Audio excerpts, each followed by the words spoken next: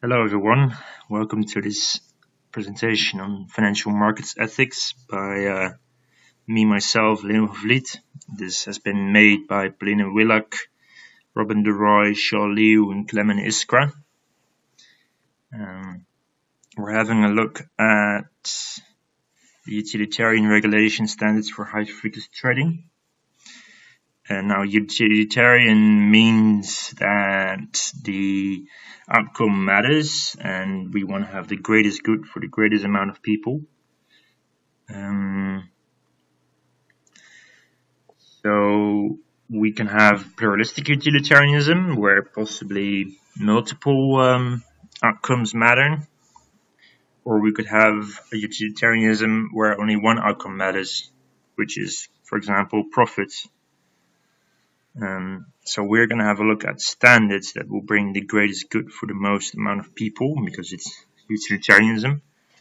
And so we think that a few things could be implemented that will bring higher utility to most people. First of all, there's transparency and openness. So we want to avoid information asymmetry that may harm many and benefit few.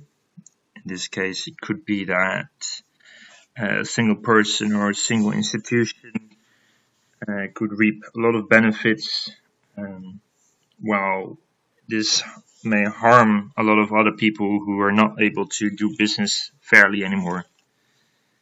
And also decentralized control and minimized regulation is also important, we think. So we want to improve efficiency, we want to bring the most amount of good to the most amount of people.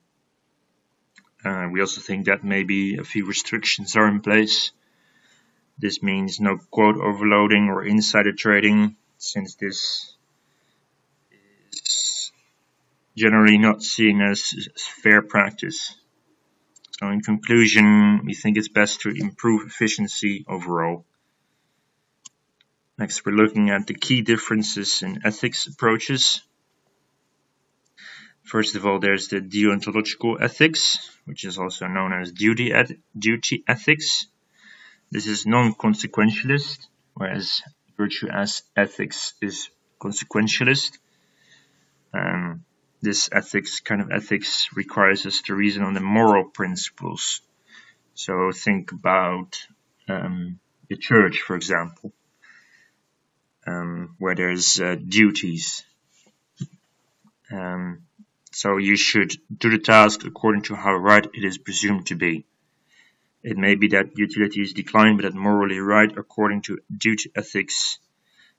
But it is morally right according to duty ethics. So it could be the case that regulations are not implemented because it's dutifully right to do it. Also, there's virtue ethics. This one concentrates on the virtues and ideals. Now, this doesn't focus on the act, but on the moral conduct of the agent. So it very much depends on whether the agent is inherently good or bad. Next up, we're having a look at the strengths and weaknesses of the utilitarian approach. We think that its strength is that it looks at a broad view of society and wants to maximize the total utility. So it doesn't just focus on a couple of people, it focuses on a lot of people. So if a couple of people have slightly higher utility and one person has a lot of lower utility, it might still be a good trade-off. Then there's also a weakness. We think it's difficult to measure this utility. So in the case earlier mentioned, where a lot of people have a slightly higher utility, it might be the case that this is not really the case. I mean, one could argue that the single person who has lower utility actually has such low utility that it is a bad trade-off to implement the regulation.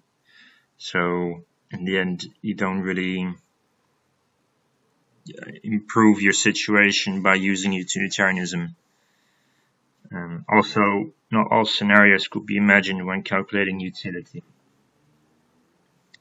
So when you implement a new regulation, you could do a lot of study and be very smart about it, but it's impossible to invent every scenario imaginable such that utility is eventually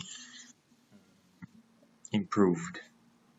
So that was our presentation. Thanks for listening. Goodbye.